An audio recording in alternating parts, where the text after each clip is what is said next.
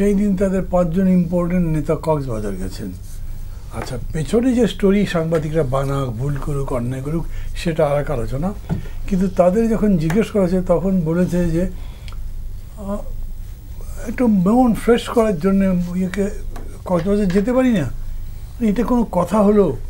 মানে এরকম আগে দেখতাম কি হেনরি কিসিঞ্জার 7 দিনের জন্য মায়ামি বিচ গেছেন, বোন রেখে গেছেন, মানে এরকম একটা ভাব।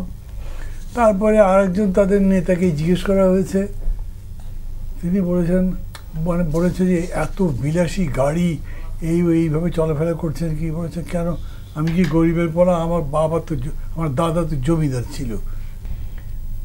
সম্পূর্ণভাবে রাজনীতিকে, বিশেষ করে জুলাই আপরাইজিংয়ের পেছনে যে স্পিরিটটা ছিল, এটা কিন্তু ধ্বংস করে দেওয়া হচ্ছে।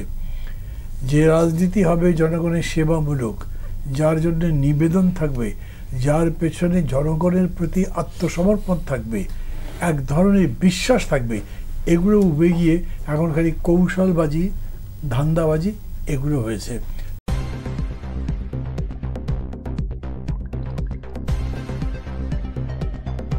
News Vision Digital Multimedia.